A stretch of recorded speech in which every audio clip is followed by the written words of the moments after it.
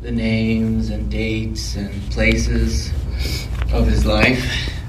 Or do you try to speak to what he meant to the community of people who called him friend, what he meant to those lucky few who called him family? And I kind of went back and forth for a long time. How do I tell the story of a good man? And I thought, well, he was so many different things to different people. I mean, we all have, our different facets, and I think anytime someone passes, you learn things about them maybe you didn't know. But he was so many things. I mean, to some people, he was just a friendly face and a smile in the hallway every day.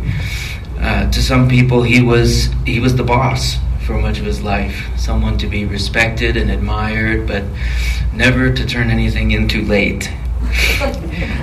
To some, he was the coach. He was someone you looked up to, someone who believed in you and made you believe in yourself. To those people's parents, he was the man you trusted with the future of your children's lives, the man you trusted to help them make that transition into adulthood. To the people closest to him, he was just a funny, friendly, warm person who made any room a nicer place to be in. To me, he was a million things. He was my swimming buddy. He was my sense of humor, my cleverness, the source of my temper.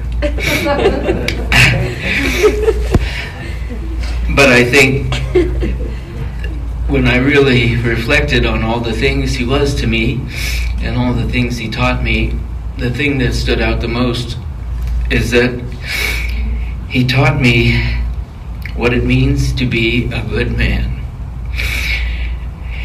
And he taught me that in many ways, but I think in one in particular. You see, my parents separated and divorced when I was very young, about 2 years old.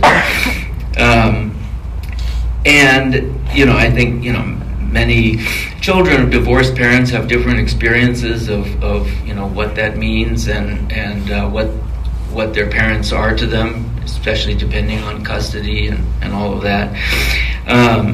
And like most children of divorced parents, I think particularly in that era, I lived primarily with my mom. I got to see my dad every other weekend and for holidays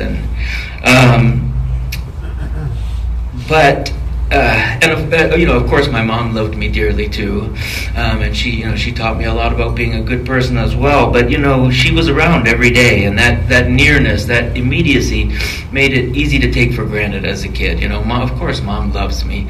Mom is mom, and that's all my young mind could wrap itself around.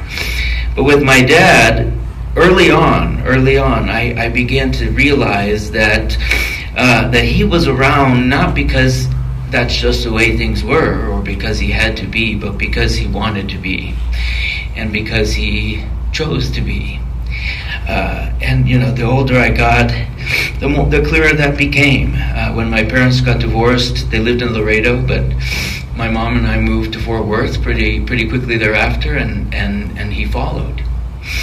A few years down the road, my mom remarried my stepdad Don, and he lived in Houston, so that's where we went.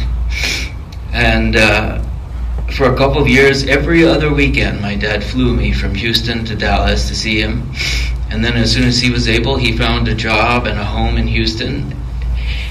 And by this time I was in 3rd or 4th grade, and I had a lot of friends who had, who came from divorced families and friends who didn't have great relationships or any relationships with their fathers. And so, I was really, I knew that the only real reason for him to make that move was to be near me. The great poet Rumi says, home is the people who love you. And I think my dad was the kind of person who proved the deep truth of that sentiment. I never, at any point in my life, really lived full-time with my dad. But to me, he was always home. He was always where I felt comfortable and safe and content. He was someone to crack an Austin Powers joke with. The funny thing is, all he'd care about is, did I mention the Longhorns, and how much did I talk about the dogs up here? So I better get both of those things in.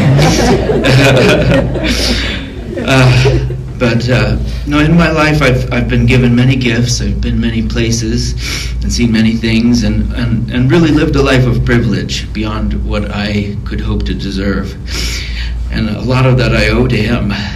But when I think about the gift that was him and his presence in my life, his friendship, his love, his time on this earth, all the rest of it, it really doesn't seem to matter so much,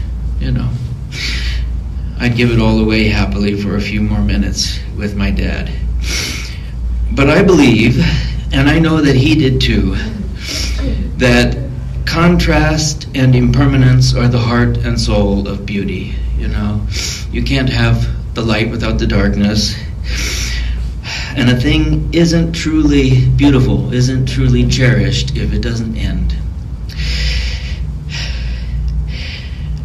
So, I know that though the world is a drearier and less beautiful place without him in it, it is an infinitely more beautiful place for his having been. And I would like to really echo the words of the epitaph that the Reverend so beautifully recited, that all he'd want of us is to go out into the world and give him away. Be the love that he taught.